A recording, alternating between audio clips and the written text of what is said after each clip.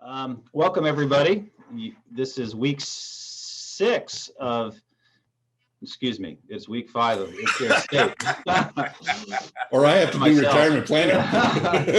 Week 5 of It's Your Estate, charitable income and tax planning. We have philanthropic expert Don Vivrette with us today, and it is a very interesting conversation we will have. This is a lot of information that is not known to even a lot of professional advisors.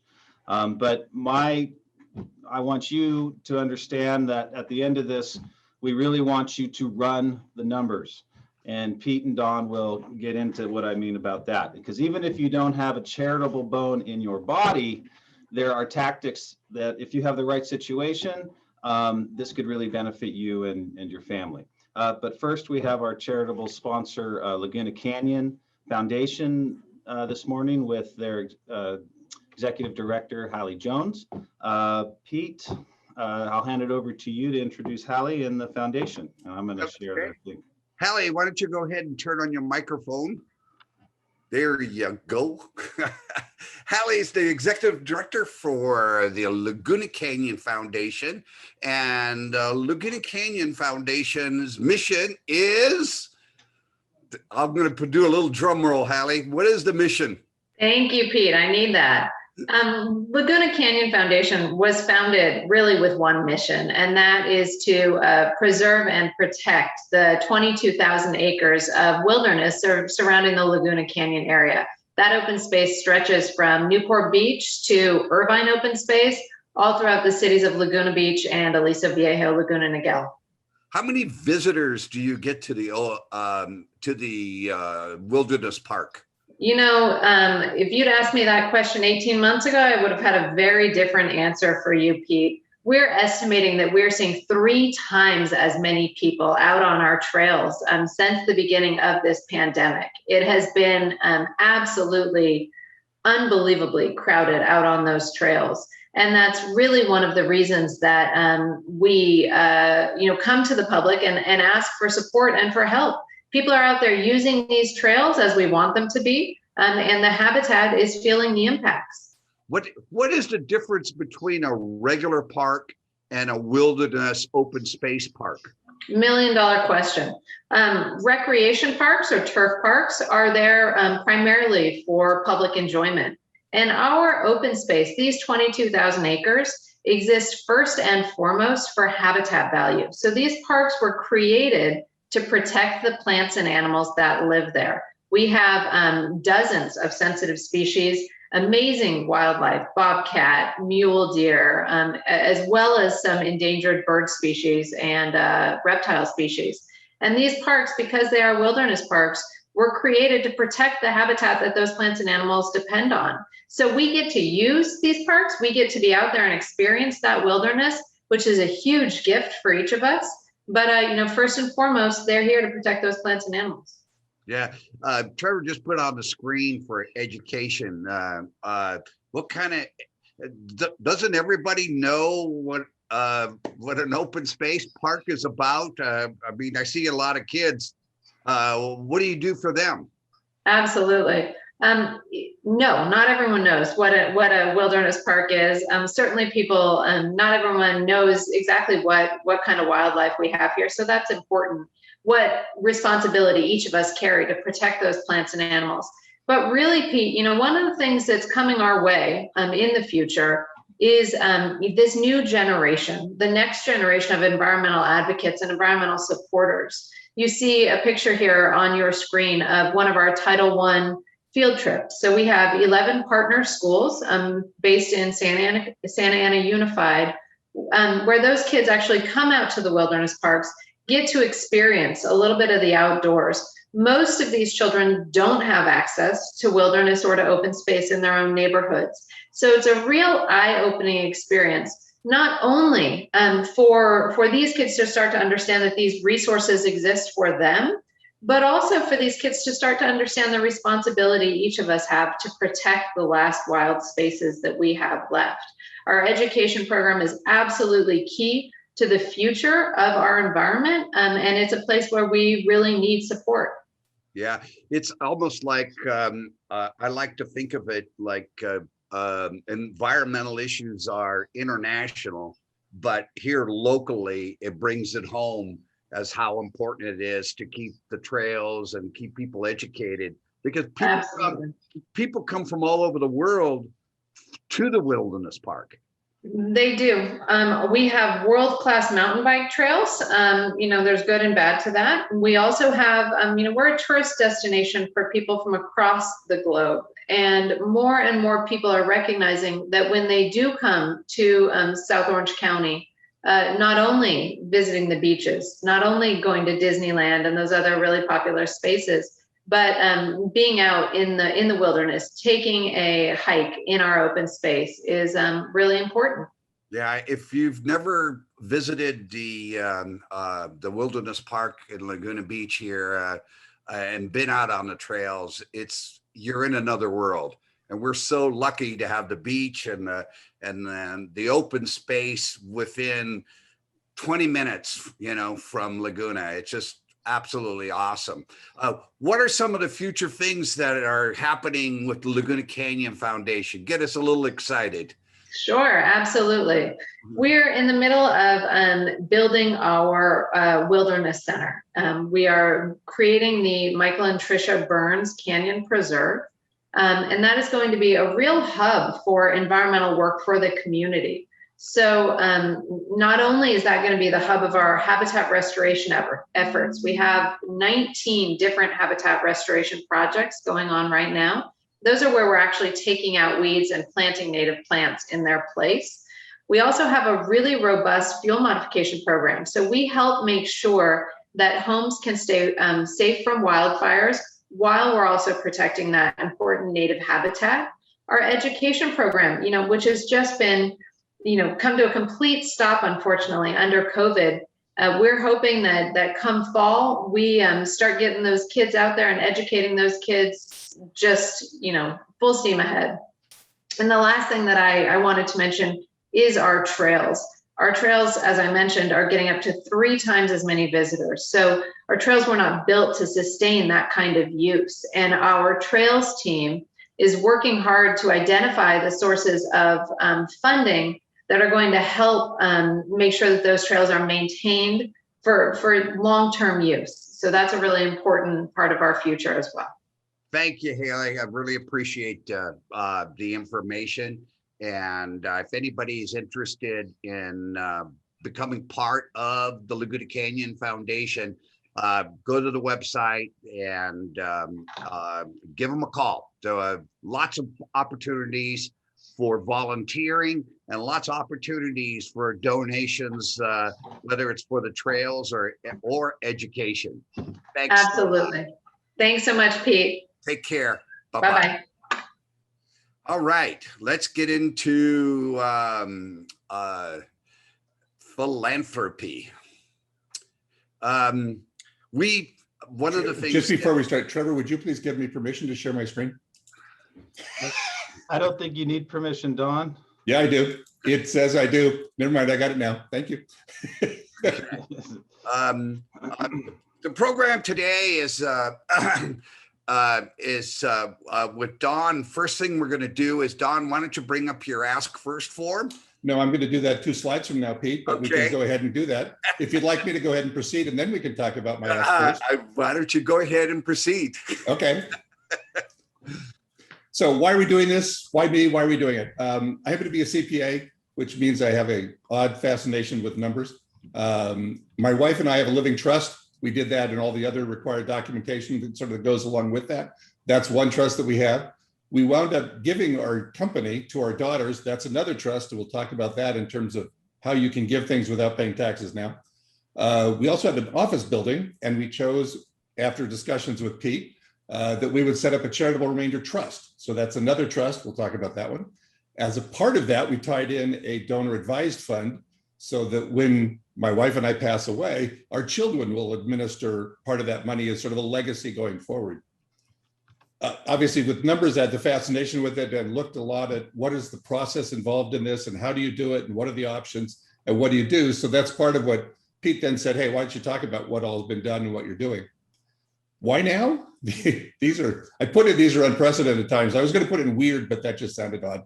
So these are unprecedented times, and there's a lot of strange things going on, and a lot of actions and other things happening in our lives, our medical world, and everything else. So we felt it was a really good time to do it. But I'd like to put up an Ask First form. This is a cut and paste simply because it made it easier to read it. In your handout material that you have, first of all, this presentation is there as a PDF. There's also a full copy of my Ask First form. So it's in there. Yep. Okay, Pete, now you can go. Yeah, for full disclosure, Don is on our board of directors with financial and estate literacy. And Don will talk a little bit more about his experience getting into the charitable area. But he's been a CPA for 30 years plus and still holds his license. There's his license number. I believe you are retired, right, Don? That's what I'm told. Yes, I'm retired. Yes, I'm retired. I keep my license active for several things. One, it allows me to be a trustee or other things because I happen to be an active CPA. I also in the past have done legal support, and it's better if I keep my CPA active. So, yeah. So one of the things that that I think we all know what a CPA does, and a variety of different things. But what is a certified gift planning associate? If someone says, "Gee, I want to look at some of these options," and as Trevor had said earlier, run the numbers, do these things. Well, what that really means is there's a software company called Crescendo, and they're probably the leading software company that goes through and does what ifs. So if you said, I want to do this, I want to give that, I want to have it, what's the tax benefit? What's money you're going to get? How can I protect my heirs? Other kinds of things that I want to look at. That's what Crescendo does, and lets you then go through and process that and see what the numbers are. They have a certification program, if you will. So a certified gift planning associate is someone who's spent the time, a lot of time, to go through and learn all the ins and outs of their software package and how to help people and look at what's going on. But I felt that was really important to be knowledgeable of what are the options. Yes, so. And it really is, because you need to understand what is that number when you say, what is an income tax deduction? What number is it when you say you're going to get income for the rest of your life? Right. So scroll down. You're not an attorney. I'm not an attorney. That's a good thing. Yes, it is. And then business relationship, you'll put your client's interest first. Only. And how are you compensated? I haven't been paid a dime, and I don't want to be. For the sake of it, I put in a number. I have not, for all the work that I've done with everyone that I've worked with, I've never charged anything to anybody. To me, it's part of my give back. It is my philanthropic desire to help people. And so to me, it's sort of like teaching these sessions. No, we don't get paid for doing these. We do it because we want to help people and help. It happens if it happens to charity, that's great.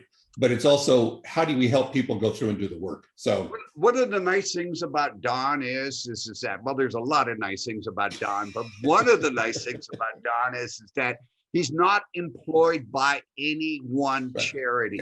No. So he's not, if you use Don and for a Crescendo illustration or a gift illustration or ask him a question, one of his questions to you will be, what is your passion?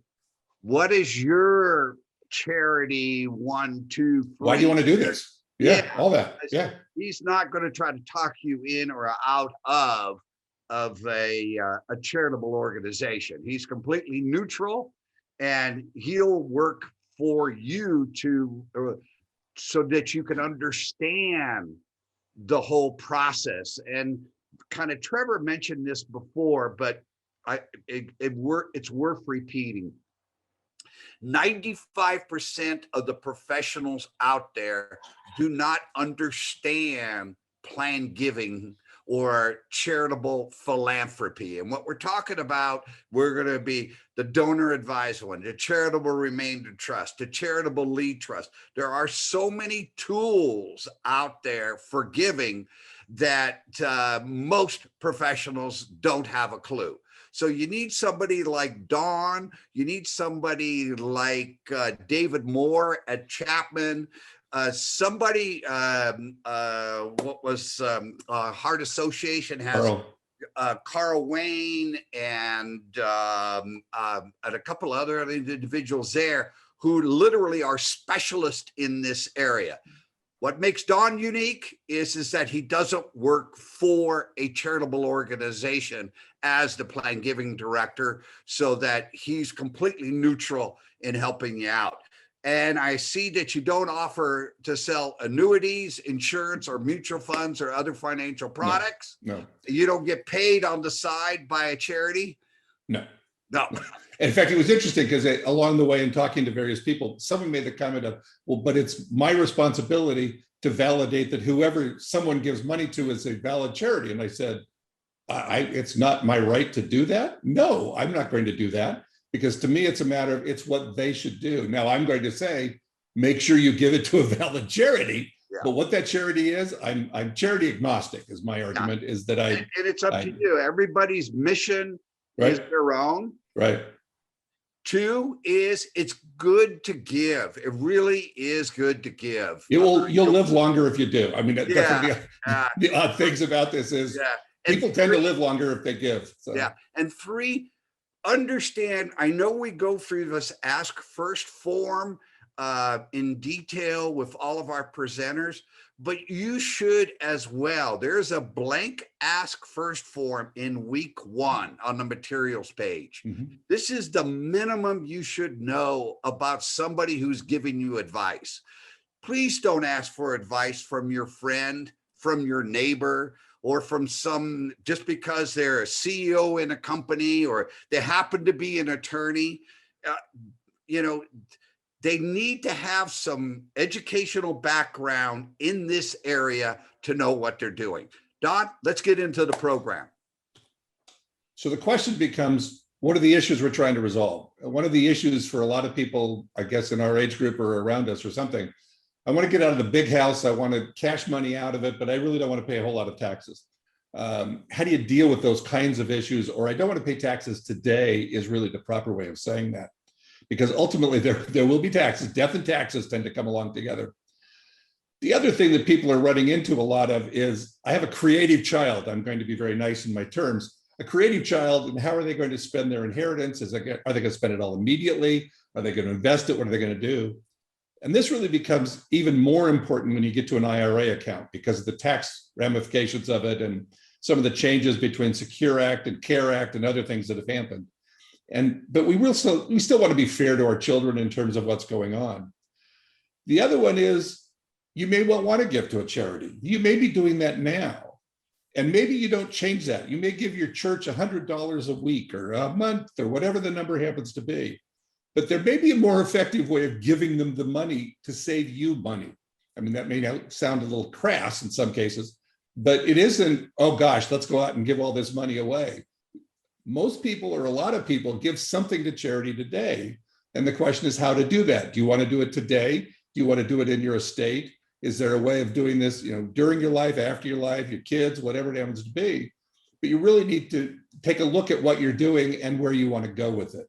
Don, one of the things too is that when we die and we have a living trust or a will, how do you pass on what was important to you during your life? Yes. And what was the values that you share? Right. So I've always, when my dad died, I was anxious to know, being Dutch and, very difficult to give money away.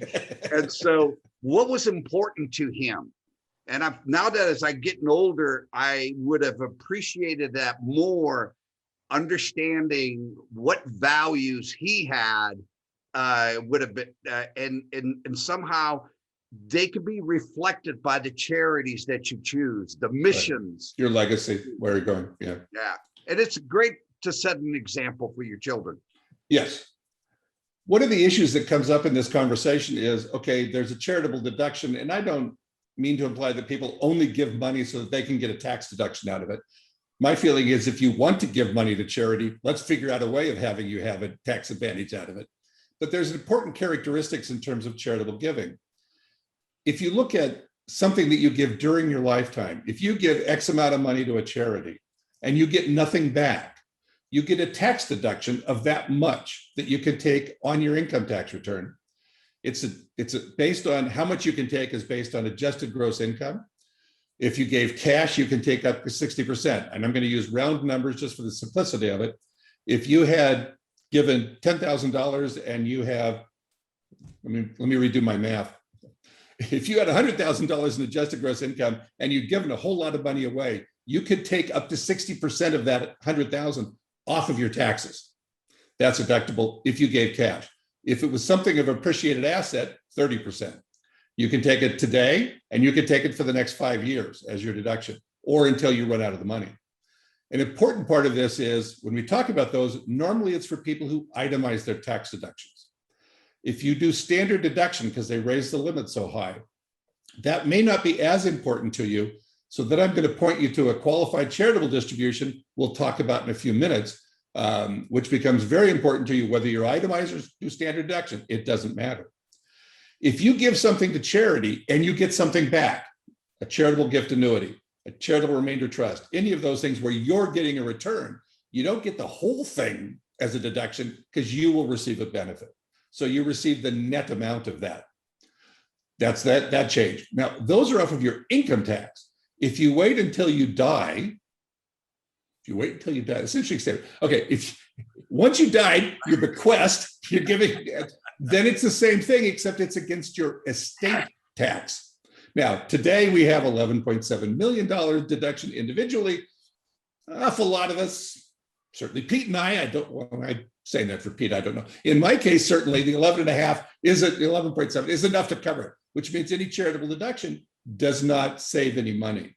I'm waiting to be a lottery winner, so I'll have that problem. Or are you the one that hasn't turned in after a year their coupon from wherever that was recently they're talking about? Yeah. Okay, so when the deductions are part of the government's effort to promote giving back to social issues in the country because it saves the country money. When you look at how much money is actually given out, it is incredible what is given in charity, and that is so necessary. And Hallie was on just a minute ago talking about the foundation, Laguna Canyon Foundation. That's supporting a park. Wait, the park's a public park. Why does it need support? Because the government doesn't spend it spends a lot of money, but it needs more money to do this. So when we talk about inheritance or estate tax versus gift tax, that becomes important also. And incidentally, these slides violate every rule of visuals. You shouldn't have this many rows on, but to me, this is a handout material for you to look at later without having to always remember what it was I said. So that's why these are so filled with information. So currently, today, you have available to you an $11.7 million individual, or if you're married, $23.4 million deduction against your estate. If you have anything over that, so let's say I'm an individual, I have a $12 million estate, I don't, then $300,000 would be taxed at 40%, not the whole thing, just the over would be taxed. That is scheduled, not expected, is scheduled to expire in 2025. Today in Congress, when they pass all these legislations and have taxes or whatever else, they have to have an expiration date. It can't run forever. So if nothing happens, that will change in 2025. It's very possible it could change sooner because now that the Democrats are in and control slightly both houses, then, and with the president, then they are saying they might make changes to them. So that's one. Second is gift tax, gift tax allowance. You can give $15,000 to anybody you want, and you can do that every year without telling the IRS. My wife and I have 2 daughters, married. Each of them have 2 children. So there's 8 out there. I could distribute $120,000 every year without telling anybody. And Jean, my wife, could do the same thing.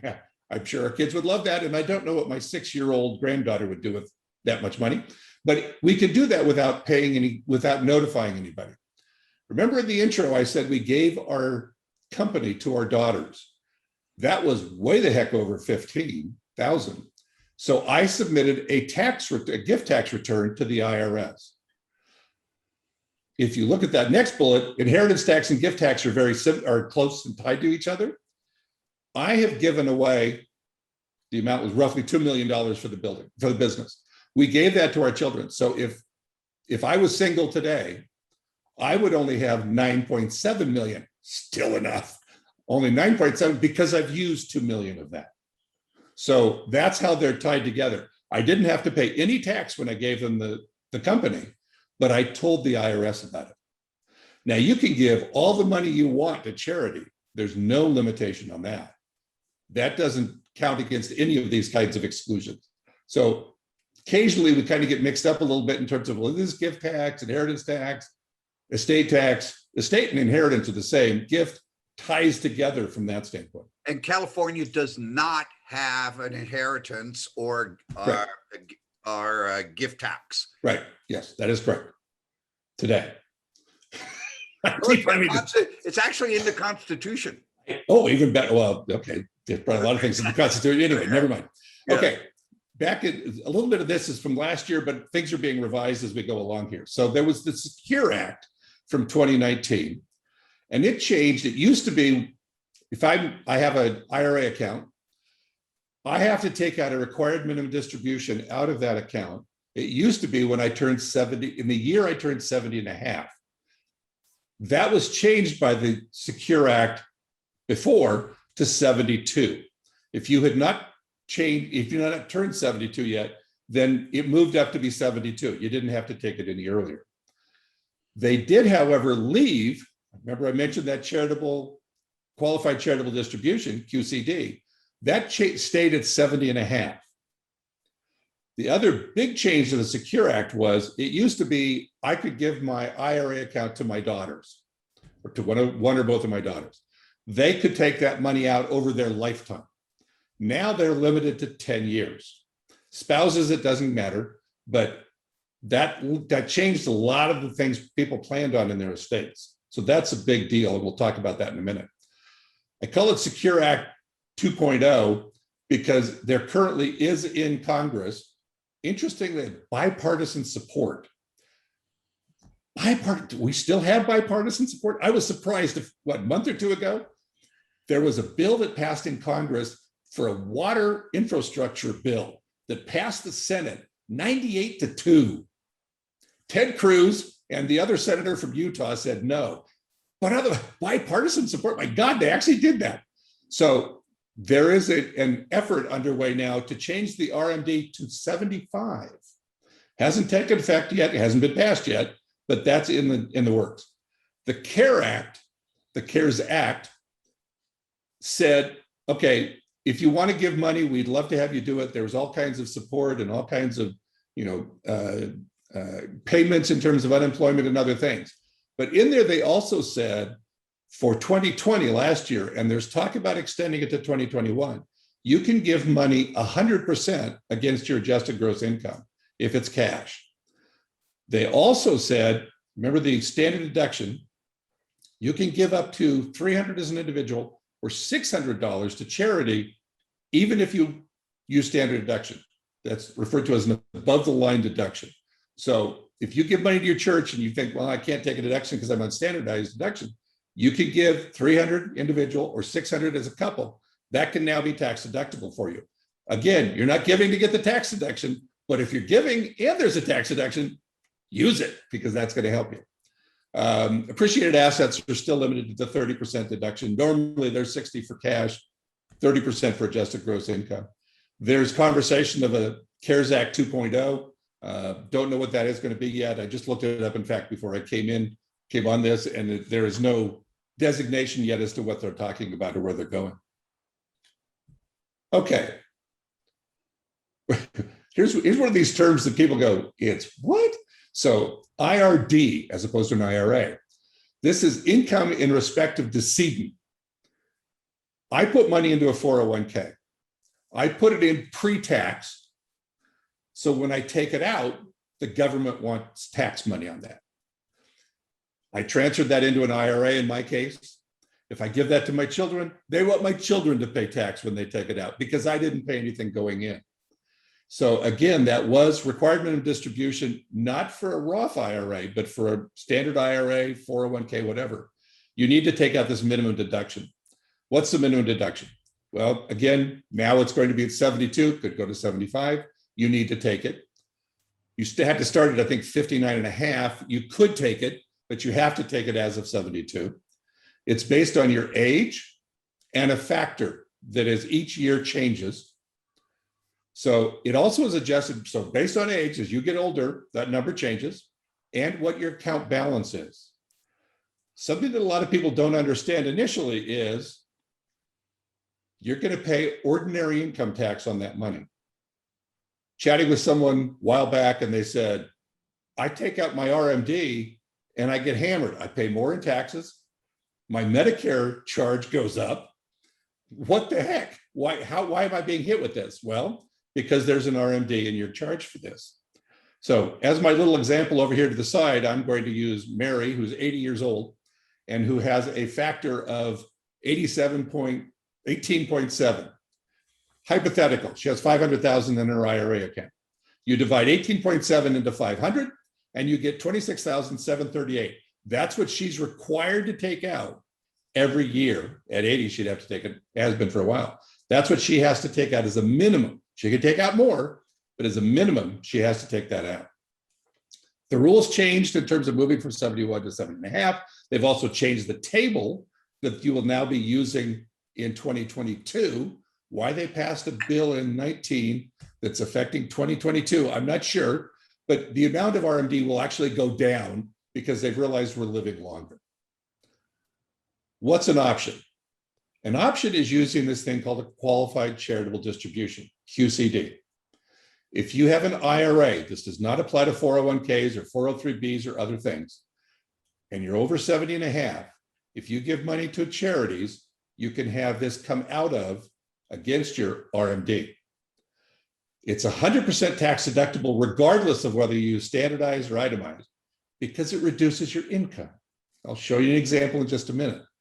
You could take part of it. I need some of the money, but not all of it. Okay, take part of it. Again, you give your church this much a week, then over the year, take that and have your whoever holds your brokerage account, have them write the check to the church, and you have that reduced from your RMD. So let me give you an example. And incidentally, this is what Crescendo does. So there's all the flow charts and all the other stuff, that's part of Crescendo. So I wanted to run an actual example for you. So in Mary's case, she's going to have to take a $26,000 RMD. If she gave $15,000 to charity, because she's giving it anyway, whatever number you want to do, that means she'd only pay tax on $11,738. The 15 doesn't show up in her income. If that's what she's doing, she saved $3,000 because it would have cost her $18,000 to pay the 15 because she would have paid tax on it at a 20% rate. What you do is you have your brokerage firm say, you call them up. And in my case, Jean's 6 months older than my wife's 6 months older than I am. So she hit 70 and a half. So we got to do this the first year going through it. In that case, this is how much she's going to take, but we had them write checks to these various charities that we wanted to give to. The check has to be payable to the charity. Generally, they say, and mailed to the charity, but you can have the check mailed to yourself. If it goes straight to the charity doesn't know you gave it. They just got a check from Merrill Lynch, Schwab, whatever. They don't know who it is. Have it mailed to yourself, make a photocopy of the check. Now you have proof for your IRS, one of those initials, and you just reduce down how much it is. So in Mary's case, here's the 15,000. I only have to pay 11,000 in tax. Then we put in a note that said, this is from Jean Vivrette, and we mailed it off to the charities.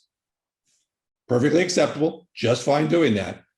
They did actually, in the case of her brokerage house, also give her a statement that said, this is how much you did. The 1099-R said, in Mary's case, it would have been $26,000. But they gave her a statement also that said, this is how much we deducted. I was chicken. I made copies of them to prove that we actually did that. So to let you know, that's the way those work. And it's, again, it isn't saying, well, you just want me to give to charity. No, if you're giving to charity, I want you to get all the advantages you can. And this is a real interesting tax one. It reduces your income tax, and it may also reduce your Medicare payment because it puts you under a threshold. Yeah. So if you're 17 and a half year older, the rule is if you're going to make a gift from to charity, make it from your IRA if you can. Yes. And you can make it anytime during the year. You don't have to wait until the end of the year. Yeah, and it doesn't have to be 10,000. It could be $100. It could be 500. But the maximum that you can possibly give in any 1 year is 100,000. Today, they're proposing a change to 130. There you Just go. to let you know. Okay. So IRA accounts, when they are inherited, so you pass that, and this is. By the way, Don, I think you know it, but maybe the audience doesn't. We're going to have an entire hour and a half on retirement tools next week. Yes, we do. Yep. So I'm going to touch on it here because of the relationship to charity. The Secure Act, as we said, changed that from, if you give this to your heirs, if your spouse, it doesn't count. Spouses are exempt from this because they're spouses. So if I were to give it to my children, then they have to take out the money within 10 years. Now they could take all of it on day one. They could wait until year 10 and take it the last day, or they could take anything in between that totaled out to the whole thing. What will the kids do with the money?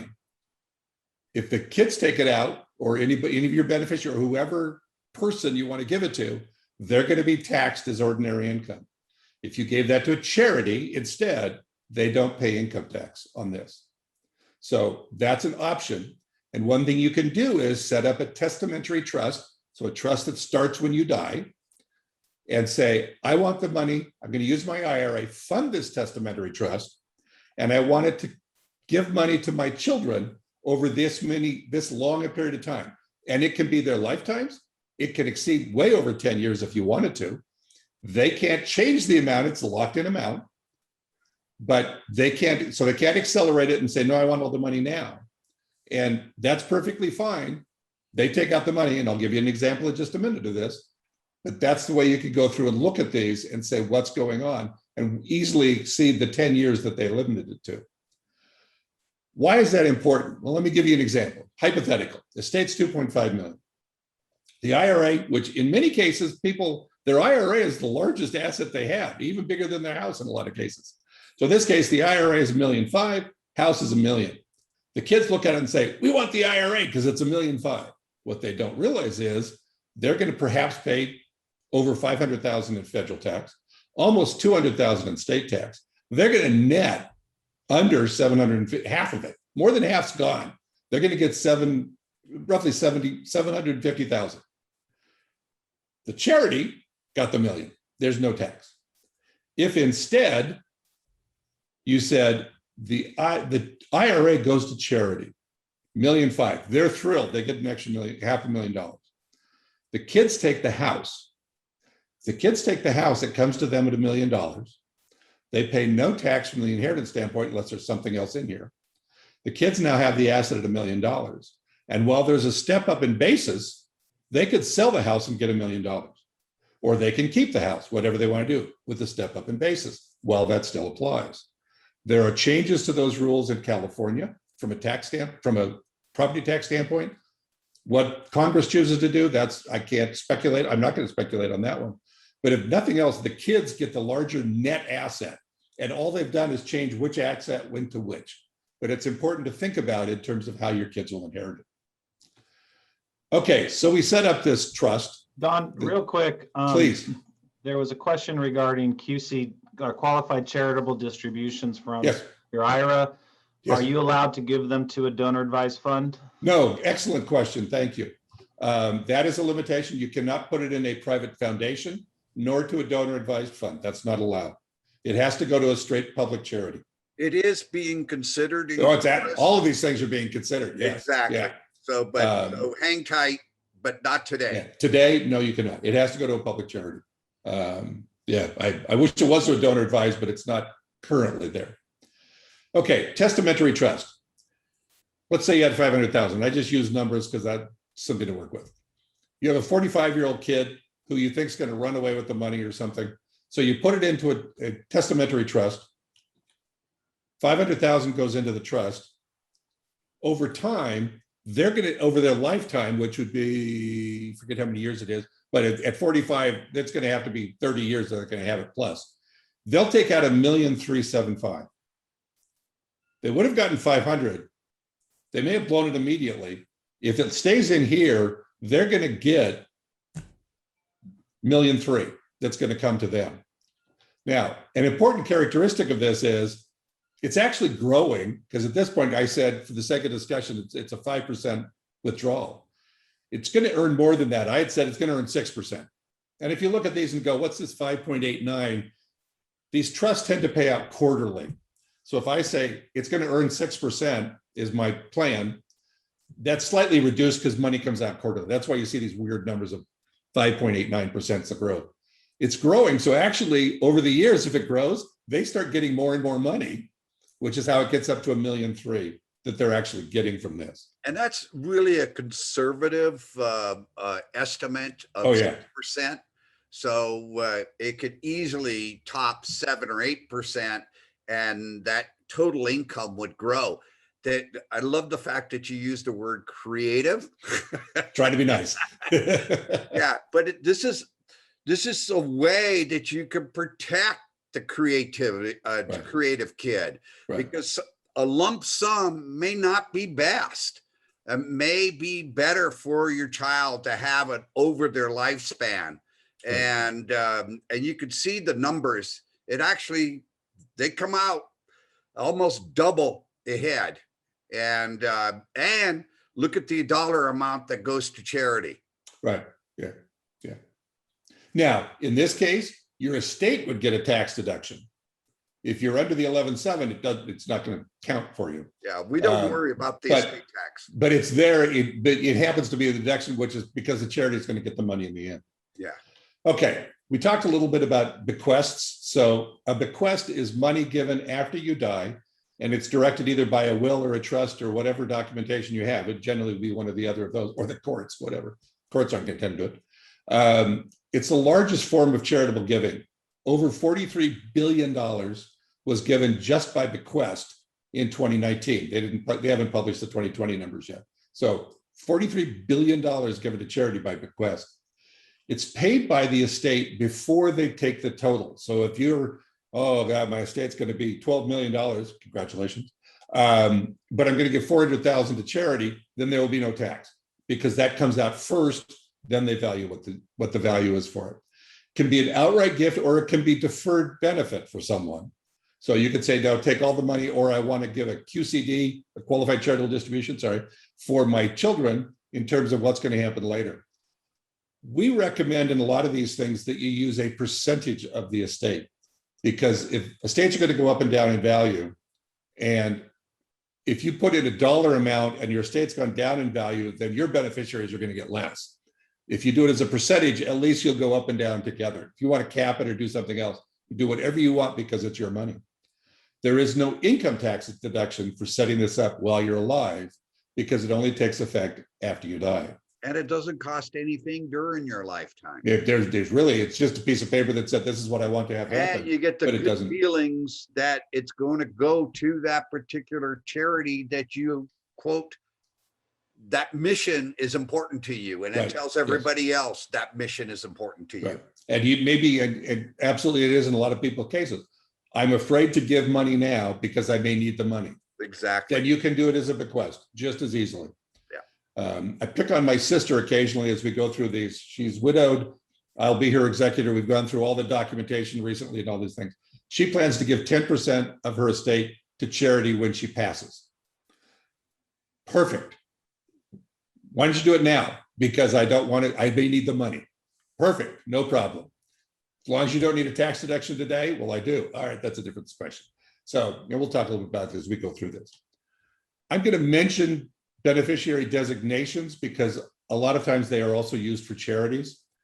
With your brokerage accounts or checking accounts or whatever other kinds of things, life insurance, you can name a beneficiary in the documentation for that. Really a great idea in terms of an IRA or any pre-tax accounts, because when they take it, there's no tax. And again, it's going to be removed from your estate. Very effective way of passing the money to a charity or to however you want to pass the money. I urge you strongly, make sure you know who your beneficiary designations are. It overrides the will or a trust. In today's world, if you happen to get divorced or someone happened to die and you have them listed as the beneficiary designation, that's a problem. I'll use my sister as the example. My sister and her husband, who's now passed, very smart people, PhD botanists. Day-to-day living might not be what they think about because they happen to be PhD botanists. No offense to PhD botanists. My former brother-in-law had been married before. Now marries my sister. They were married for 40-something years. And their 10th wedding anniversary, he asked my sister, "What would you like for your 10th wedding anniversary?" And she said, "For you to remove your ex-wife from the title on our house." Huh? Well, you never changed it. That's what I'd like done. Sort of like a beneficiary designation. Oops. Yes. Get copies. And we'll talk more about that in Yes. the retirement planning session. Yep. Okay. Ways to give money. Another way to give money. Yeah, the first gift of vehicle. Thank you. Charitable gift annuity, CGA. Charities, especially larger, well-developed charities, will give basically an annuity. And I know over the investment side, we frequently say, "Oh my God, stay away from commercial annuities." This is a different world, and I'll explain why in a minute. There's a standard rate that is done based on your age or the two of you, dual life, set up by the American Council of Gift Annuities, and most charities follow this. There are a couple that don't. They didn't want to have a bidding war between charities. "Oh, gee, you'll give me this pay and I want that one, so I'll go with you." To avoid it, basically the charity said, "We're going to standardize the rate." And you can argue monopolies if you want, okay, but this exists for most charities. It's based on your age, single or dual life. The rate is locked at the time you do the documentation. So if you went to Carl Wayne at the Heart Association or David Moore at Chapman and say, "I want to set up a CGA with you. What's your age?" "Well, I happen to be 75.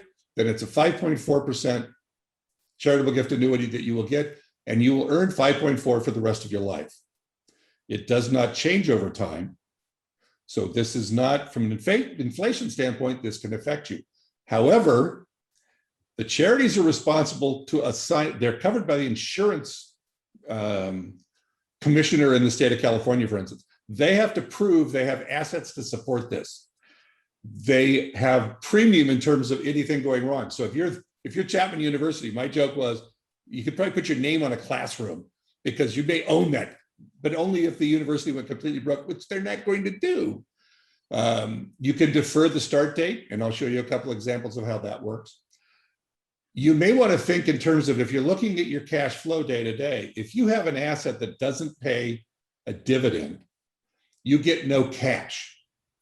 So one option is you would have to sell the stock to get money out of it, which may cost you a capital gain. If you gave that money to fund a CGA, there is no capital gains paid. It goes straight in. And now you have this annuity coming to you. So as an example, again, a crescendo example, let's say you're putting in $500,000. You're going to get a tax deduction immediately of $208,000. Depending on your tax rate, that's a very valuable tool to have. And it may well mean that you want to itemize your deductions, because you can take that, in this case, it would be 30% against your adjusted gross income. So if you look at what your adjusted gross income is, take out 30%, and you've now lowered your taxes because of that. In this case, it's dual life. One is 80, one is 79. It happens to be paying in 5.4 return for the rest of their combined lives. One, first die, it continues. Second to die, the charity gets the rest of the money. An important characteristic of this is if they live out their normal life expectancies together, they're going to get back $410,000. Now they got a $200,000 tax deduction, but they're going to get $400,000 back just statistically. And actually they'll earn 7.44%, because when you get your payments back from a CGA, a portion of it is money you invested in. So it comes out tax-free. So from a tax standpoint, 7.44%. Where are you going to get that return for the rest of your life? Because this one's they don't like using the word guarantee. This is largely assured. And again, make sure it's a good charity, valuable charity that's going to be able to continue paying this for the rest of your life. 7.44% isn't a bad return for the rest of your life. I said a deferred annuity. One of the things that comes up is I'm not. If I were younger, I'm not 58, 56, sorry. I'm certainly not 56. I can't even reverse them dyslexic and say I'm 65. No. So if I said I want to put money in so that I get more money in my retirement. In this case, we've said it's not going to start for 10 years. It adjusts the rate. It deducts how much he's going to get. As I said, he was 56 at the time he set this thing up. He, however, even though he's not getting money today, he gets a $138,000 tax deduction today to take against his income tax. Over his lifetime, he's going to get probably $637,000 over that time. And incidentally, then when he passes, there's still that roughly $500,000, some amount left because they've been paying you. That will go to charity. So he's getting this money back out again. Again, some of it's going to be tax-free, some of it's going to be taxable. But the estimate, if he lives to life expectancy. Incidentally, let me make a point on that. Pete and I offhandedly made a comment earlier that people tend to live longer if they give to charity. It seems to make people happier. It maybe inspires them a bit more. God, I feel good about this. And it truly is something that they study. Earlier I said, so this is the American Council on Gift Annuities. They keep analyzing how long people live, and people keep living longer. And so it's one of those things where, yeah, this thing just keeps on going. People do live longer. They have more people who are centurions than any other group. Yeah. People who give have less stress. Yeah. And, but what I'd like about it is that people don't understand the numbers very well. Right. And a charitable gift annuity is not sold by brokers. No. You have to go through a charity. There are no commissions, absolutely none. And it's a 2-page contract. Yeah. Very understandable. I didn't raise it. Well, let me back this up. I think I can get back to it here. No, I've messed up in this one. Okay, let me, okay. Whoop. One too far. Okay, a couple things in here. It is irrevocable. Once you have signed this up, it will be there. You can't get out of it, basically. But as Pete said, it's a 2-page form.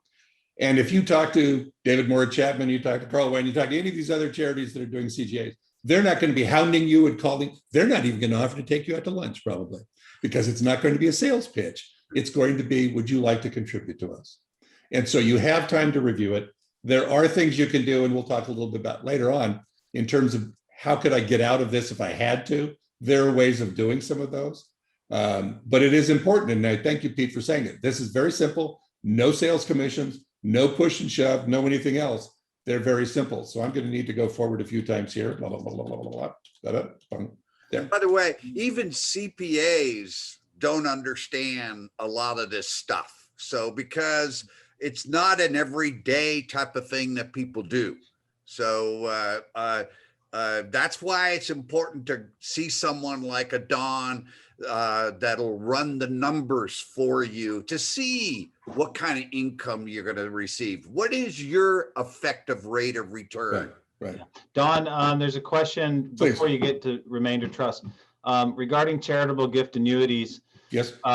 What portion of the payout is tax-free? It depends. It's driven by age. So, I mean, as I said, let me back this up a little bit here.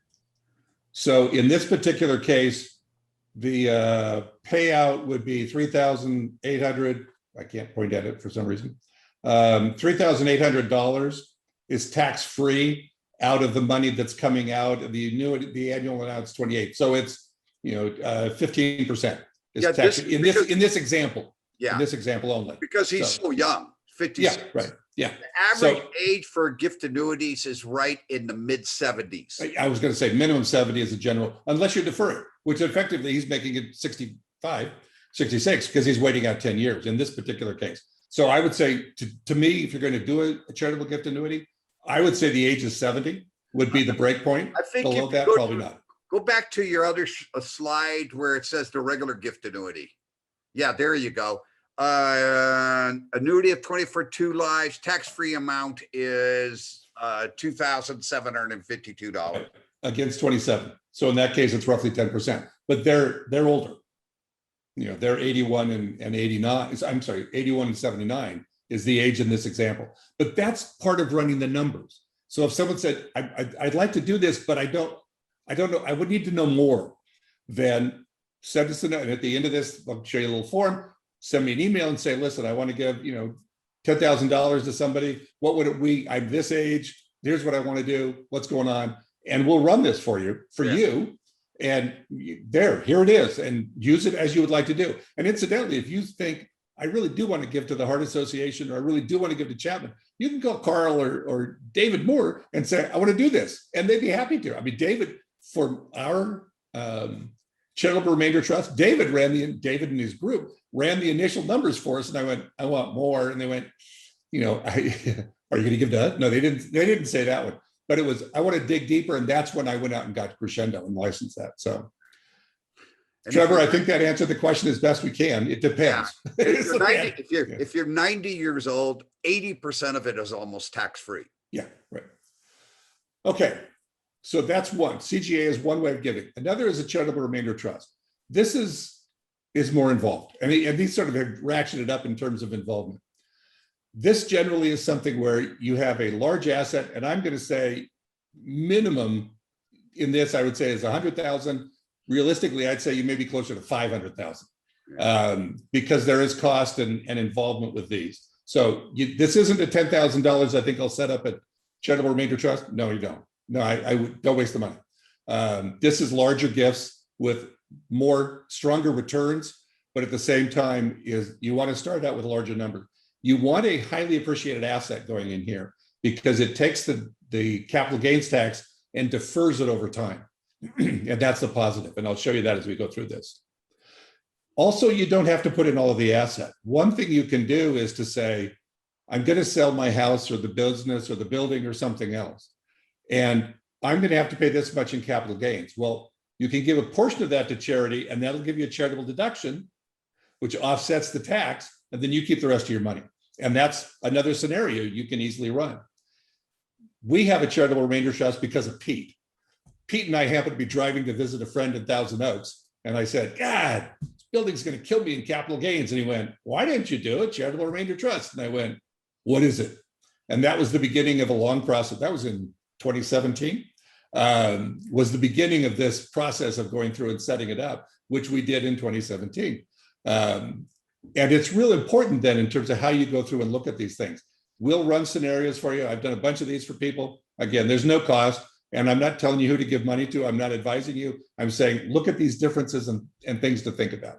The nice thing too about the Crescendo software is it says basically, I only want to give that percentage of my assets to zero out my tax. Right.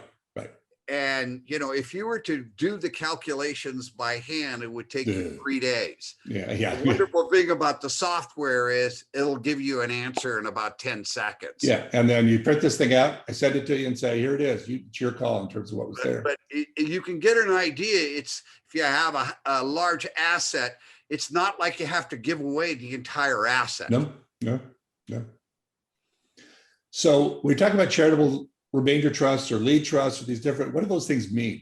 In a charitable remainder trust, you get the money now. So in our case, Gene and I get an income for the rest of our lives based on the value of the trust, the money that's invested. We get a fixed percentage in our case. That continues for the rest of our lives. If it's charitable lead trust, and incidentally, when we die, the whatever's left, the remainder, goes to charity.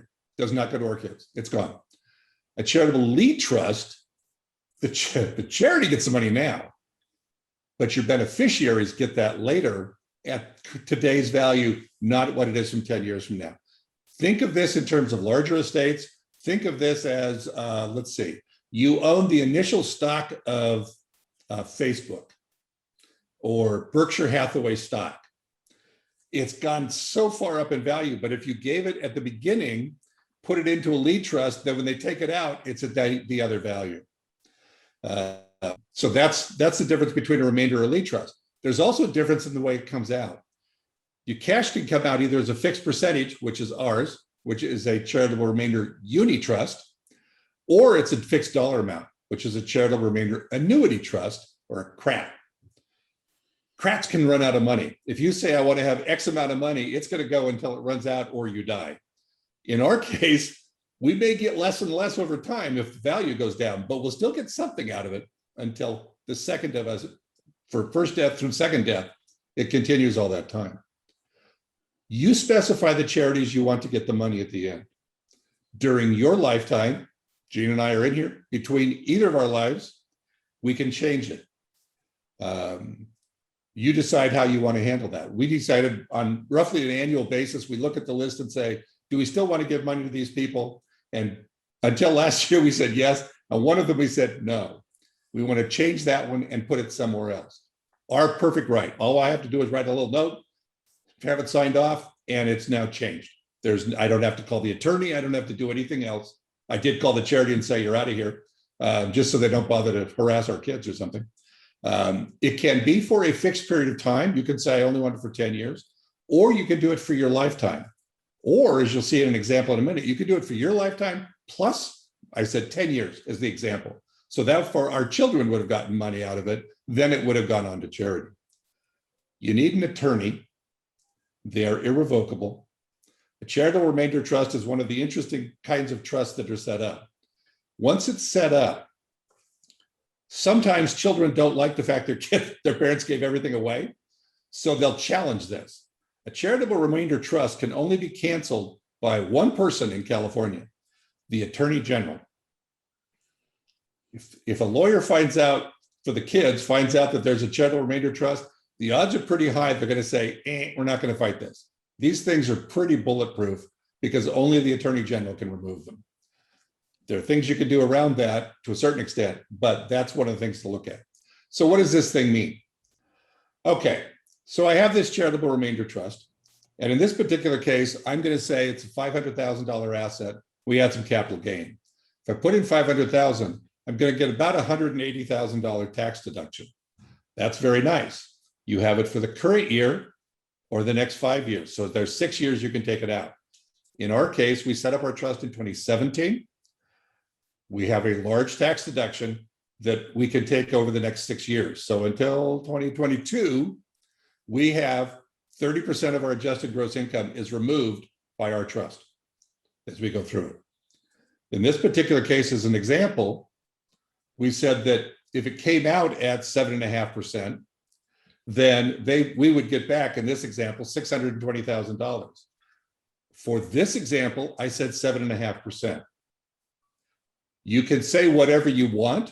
Part of Crescendo says it has to be more than 5%, and it has to have a statistical value at the end of it.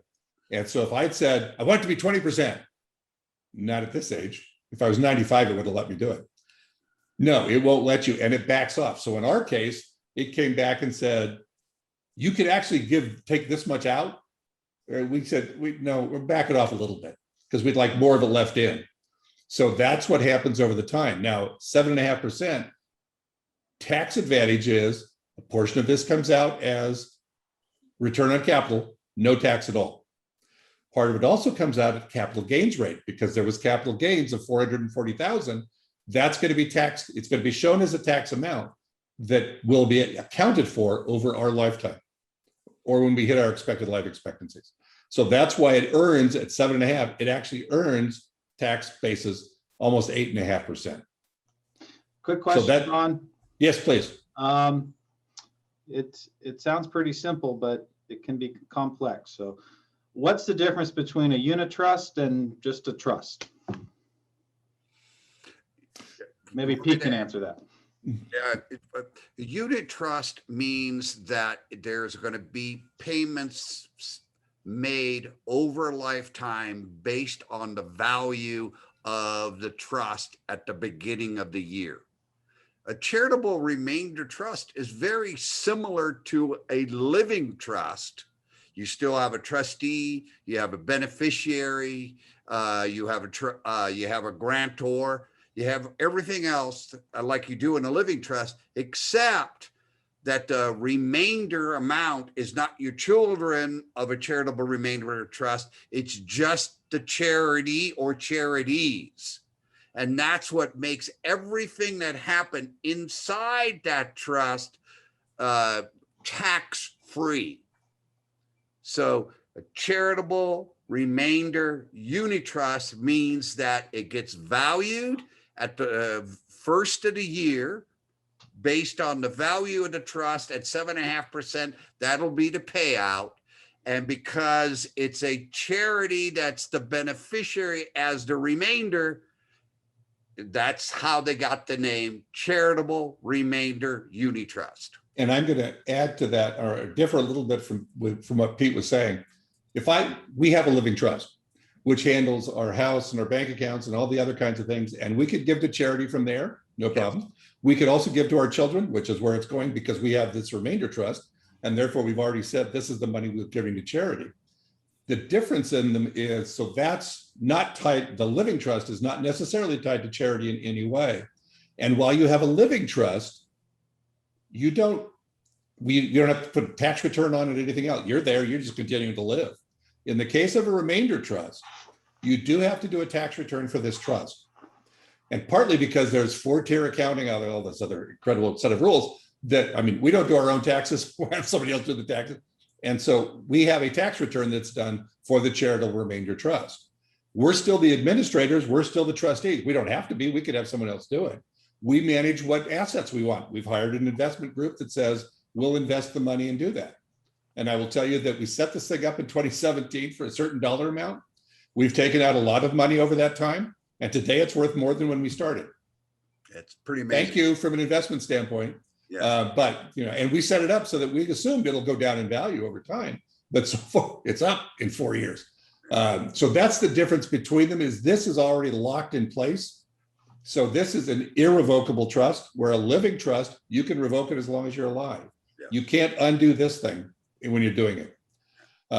Now, you may also look at this and say, right, I'm not going to give this stuff to my children. They'll kill me. Well, with all due respect, you're already dead.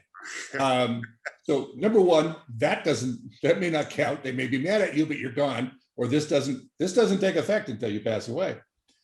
There is an option, and Pete and I, the people that we went up to Thousand Oaks to visit, they've had a charitable remainder trust for a lot of years and said the same thing. Our kids will kill us. So what they did was to set up an insurance trust. They took out a life insurance policy, second to die, that says, all right, we're putting in this example. Now there's this example, $500,000 policy. And in this case, the charity will get their money and the family will get their money. So that's a choice. Now you're going to have to pay for that, but that's an option you can run. Crescendo, there it is. There's all the numbers you're going to run with it. And I find that, one of the things that I find working with as many families as I have is that when the numbers are run, that, like, say, for instance, the $500,000 usually is less than 30% of the estate. And so the bulk of the estate still goes to the children, and they go, that's plenty. And most of the time the children have sufficient wealth already. So these things are not the magic bullet. They take consideration, they take running the numbers, they take a thought process, they take considering the family. So these are not things that you should do immediately upon hearing this. This takes time, but you need to understand what they are, and you need to run the numbers to see whether or not it works for your family. Well, in our particular case, we had a company, we retired, and having our kids took over the company, but not getting income from them. And Gene along the way went, we're going to stop having a paycheck. Where's the money going to come from? Well, in a way, in our situation, it's the charitable remainder trust, because every quarter we get a check and that goes into the bank account and that's what we're living on. So that's the income stream for us. That's why we could give the company to the kids rather than making them pay a mortgage on it or pay a debt on it. And we chose, as Pete said, you can do partials in. I said, put it all in because it's tax deferred effectively in my case, in looking at it. And that's, again, running the numbers. I would rather have the income coming from here than saying, well, I want to take out some of the money and put it somewhere else. And, occasionally you might go, God, if I'd taken that money out, I could have bought the Maserati. No, thanks. I won't fit into it. I'm too big. Doesn't mean anything to me at this age. But this way, this is the amount you're getting. And then that becomes the budget in terms of what you're looking at. Don, let's go to the next slide. Absolutely, we should. The other thing, as I had said a little bit earlier, is you can set this up for your life plus. So this happens to be set up, the 500,000 going in, it's 191,000 going in. That's different than the other because this is 2 lives plus 10 years. So you're going to give some of this money to your beneficiaries for an additional 10 years. So while it goes in at 5%, the charity actually will get more money because if it comes out at 5, it's going to grow. Again, that's now going to earn 5.77%. And you've taken it for your life, for your income, as well as then being able to go forward. I'm sorry, whoops. And then at the bottom, I forgot where that was. Down at the bottom, it's, as we said, it's for the additional 2 lives plus the additional 10 years. There's an important characteristic, and this has come up in a lot of the discussions we've had over the few years or however many years we've been doing all these presentations. If I want to sell something and give money to charity, that's what I've done all along, and that's what's happening. Is that the best thing to do? And I'm going to say simply changing the order in which you do something is very significant. If you sell the asset and give the money to charity, here's what happens. And I'm just going to use big round numbers because it's easier for me. Assets $1 million. Put in $100,000. Capital gain of $900,000. I argue all in, the capital gains rate is really about 40%. By the time you pay federal, state, the bump up in the whatever the 3.8% was, 40%. So you're going to pay $360,000 in capital gains on that, which means you net $640,000. Now I want to give that money to charity and get a CGA. So I take my $640,000, and if I do the CGA, I'm going to get a tax deduction of about $224,000. If I'm in a 35% tax bracket, that's going to save me $78,400 in taxes. I give that $640,000 to charity at a 6.5%, because at 80, that's the rate. I'm going to get $41,660 for the rest of my life by selling the asset, giving the money to charity. If, on the other hand, I gave it to charity and told them to sell it. So when Pete and I were in this conversation about setting up a charitable remainder trust, in our case, we were about to sell the building. We were about to sign the contract to sell the building. And if I had, it would have been a completely different picture. We had to put it into the trust and then sell it. We still controlled it because we were the trustees. So we still controlled the sale, but I put it in first. So in this case, you put it in at the $1 million. If I give that to charity, I get a $350,000 charitable deduction. I'm sorry, yeah, I get the deduction, which means I save $122,500 in taxes, which incidentally is $44,100 more than you'd get on an annual basis. But more important, at 7.5% on the million, you get $65,000. You get an additional $23,000 every year, which is more than a 50% increase. All you did was change the order. And the charity loves you because they get the full million, not the 640. Yeah. So they get additional money too. I mean, this is excellent, Don. I've never thought of presenting it this way. This is really good. One of the things that most think of an apartment building that you own, and what people do with apartment buildings, they do a 1031 exchange today.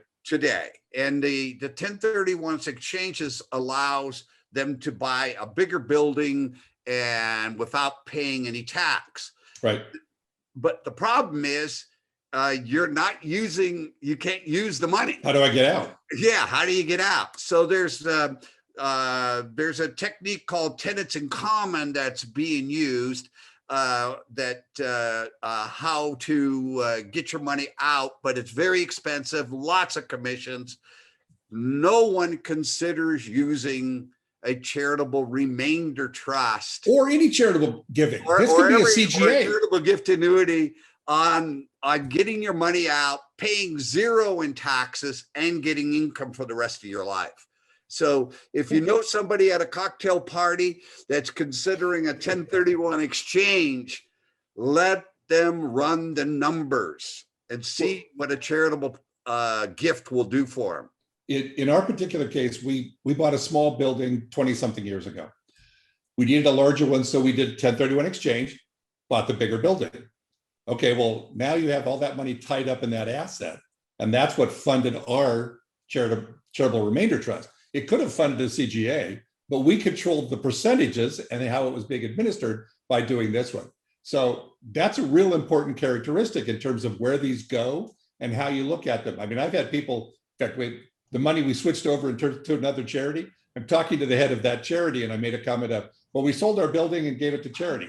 And she went, what? And I said, I'm sorry, that was a misstatement. We gave it to charity and sold it. She goes, oh God, thank you very much. Oh yeah, no, I understand that part of it. This is real important. And we've had people freak out when I put this up to go, oh my God, do you know what this does? Okay, yes, I do. That's why it's important. Just letting you guys know, about 15 more minutes. Actually, I see 13, and so we're doing good. 13 more minutes. There you go.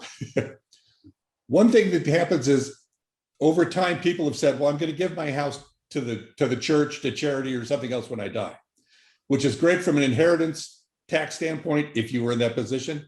One thing you could do is you can give your house, let's say, to charity today and set up a life estate.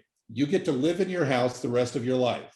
You have to pay the insurance, you have to pay the taxes and the maintenance, but you have the right to live there, and you're going to get a tax deduction today. I'll show you an example of that. The other advantage you might choose to have, so now you're actually getting the deduction today rather than after you die. The other is in a large charity, let's say the Heart Association, you can give them your house, set up the life estate, and get basically a charitable gift annuity out of it. If you're thinking of a reverse mortgage, you might want to think about doing a life estate, because that's another option for you. You need to be very careful with this and make sure that when you're giving that asset away, you're not going to need it for your own care, because it's difficult. You can get the money back out of a life estate because there is money, and I'll show you what that means in just a minute. But that's something to think about, is you have to be very careful when you do this.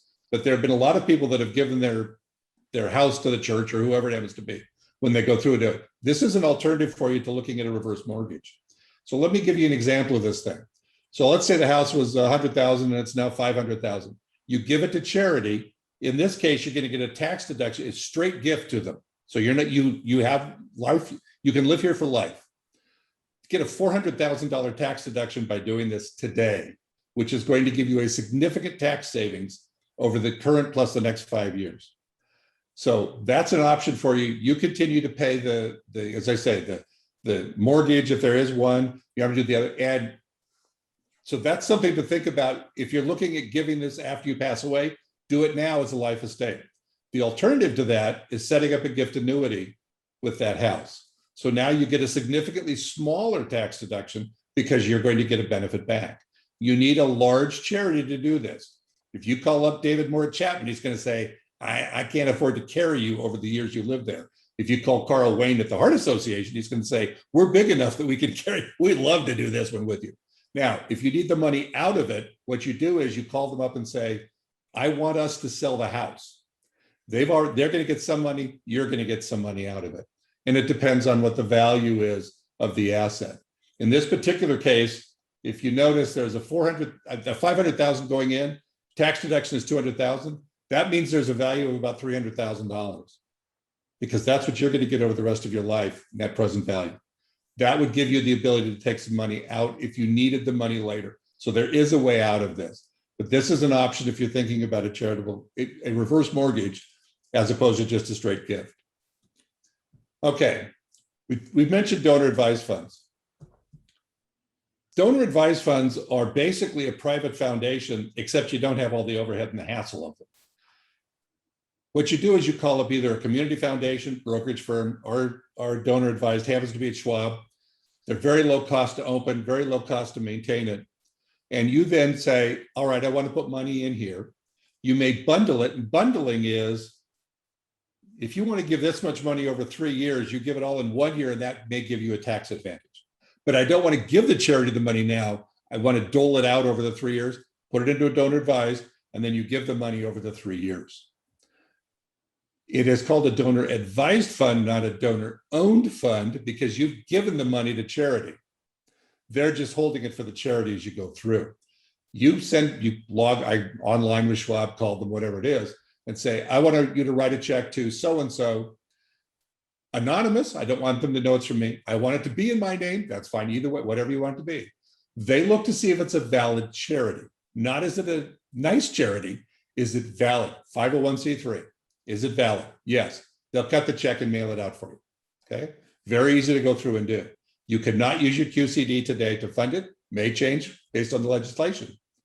And then what we did was we set it up and set up our children are also on the account. And when we passed, both of us have passed away, half the value of our remainder trust goes into the donor advised. And they will then have responsibility to administer that. And that's the legacy going forward in our particular case. So donor advised funds are really nice tools to have. They're very easy to open and have it. In our case, our daughters with the company called up a year ago and said, we want to give some money to charity, but we don't know where we want to put it, but our accountant just told us to get rid of the money. They put it into the donor advised fund because it already existed and it was there. And they just said, okay, over the next year, they basically gave out all of the money because then we hit the pandemic. They gave all the money out to local charities as they went through. Is there a minimum amount that you have to give to a donor advised fund? I want to say it's $2,500, but it may be less than that. It may be 500 for some of them. 500 or 5,000, I believe. Yeah, set it up. I don't think there's an annual requirement. No. And you don't have to take the money out. That's one of the criticisms of them. You can leave the money here for a long time, where in a foundation, you have to pay it out every year. Yeah. So that's one thing to think about in terms of a donor advised. So let's wrap this thing up and bring it all together before Trevor tells me I have 7 minutes left. Using charitable giving is a great way to either continue or to plan for a legacy in terms of what you're doing. If you don't want to give to charity, don't do it unless you get an advantage out of it. And I don't want to be crass in doing it because, I can look at Pete and say, Pete's Danish, I'm Scottish. So we both want to get something out of what we're doing. But it's tax-wise giving. And think about that. Why not do it? Yeah. Look at the ranges and what are the options. I mean, we've got charitable gift annuity is a real simple 2-pager. They handle everything. Charitable remainder trust is the big dog. You've got to be larger for that. It's going to cost you more to go through and do it. And there is an annual cost to it. But as I say, with that annual cost and everything else, our trust today is larger than it was when we started. And that's lovely for us. How to make it happen? You need to think if you were on the money side of the seminars, where are you today? Where do you think you're going to be in the future? And what do you want to do after you die? What do you want to go to your beneficiaries?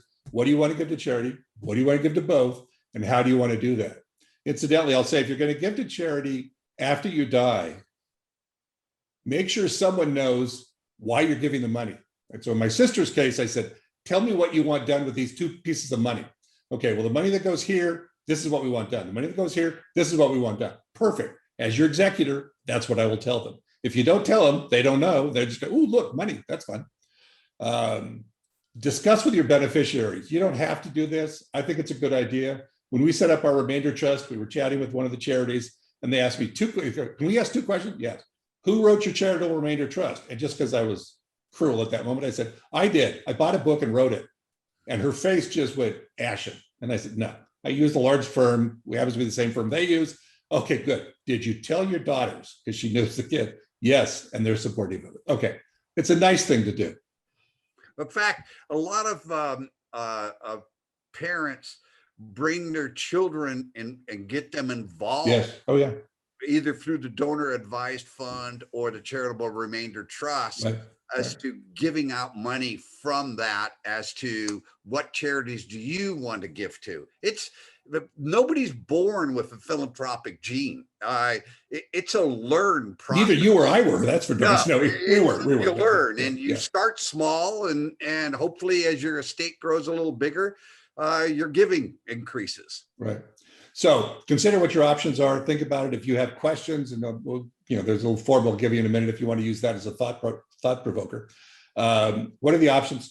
I suggest you talk to the charity and let them know what you want done. As I said, I pressed my sister for the information on what she wants done.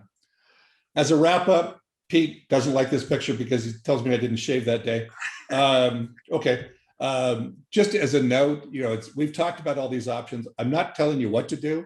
I'm telling you there are options, and we'll write them all up however you want it, give you the information and let you think about it. I don't call you back and say, have you given the money away yet? No, that's not my place. If you have questions, happy to answer them, but I'm not going to harass you and say, get this done or something else. And not going to question. My question is, who do you want to give to and why? And you don't even have to answer why. Who do you want to give it to?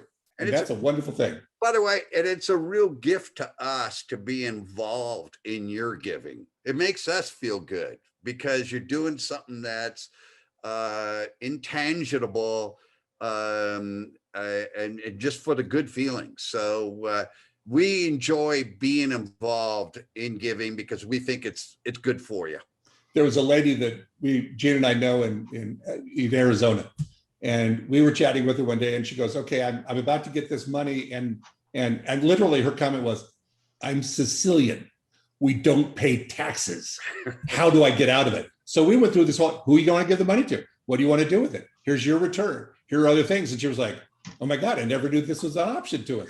But that's fine. And in her case, it happened to be, I don't know, $7.5 million or something she was getting as a windfall. Anyway, so just to let you know, there's all the information. I said there's another form in here, the last page. These are things just for thought. You don't have to use this. My email address is at the bottom. It's also at the first slide. If you have questions or what ifs or how about, generally after these things, somebody will send a note and say, hey, what about this or what about that? Happy to help. There's no charge. There's no commitment, just giving you information. As Pete said, we're interested in it. And it's interesting to see what people want to do and how they want to do it and try to help them. Yeah. And Trevor's not going to ask us questions. Yeah. And it's part of our mission as financial and estate literacy. So we're literally no one other than Pete ever suggested any of this stuff to me. Financial advisors, CPA, nobody else did it until I accidentally drove to 1,000 Notes with Pete. Well, that's I guess a good story. Other than you had to, or it's not. Okay. But thank you, Don. That was so thorough, and like I said, a lot of this stuff is hard to follow the first time around, especially.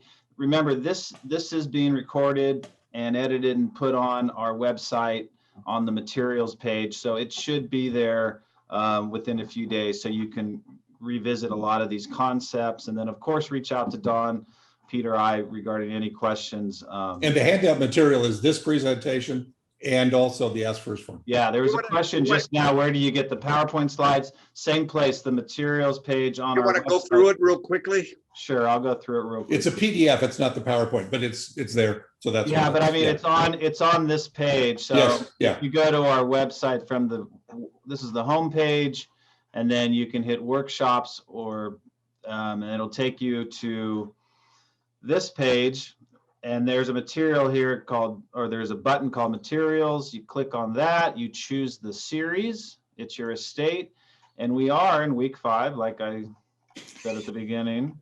And you'll see here presentation handout. Yep. And then you can get it there. There's also more articles that Pete put up that are very, if you want to learn more about these concepps, but and not everybody's philanthropic. My parents said, we have 4 of us in our family who said, you are my charity. Yeah. And I thought you said you were a basket case. Yeah, well, that too, but I think a little later. I think a lot of people mistake a lot of where we're coming from. We're not saying ditch your family and you know, give it all to charity. It's No, just no. it's bringing to light these things so you can do both if What are your options? Yeah, what's your options? So run the numbers. That's what we have. What we're doing. Pete, next week we're going into retirement account planning. Why are we doing that? Because like Don said, that many a times that our IRAs, 401ks, 403bs, 457 plans are larger than our other estates. And these are what's called IRD assets. And they usually don't require legal counsel to look at for your estate plan. So many a times these things are ignored. And so we're going to spend an hour and a half on them because there's a lot of things to know about retirement plans and beneficiary designations. And there's a lot of recent, you know, the CARES Act and other acts that have changed the landscape a bit. So it's really important to tune in. Okay, well, thank you, everyone. We will see you next week. Have a great weekend. Have a good one. Thank you, Don. Thank you.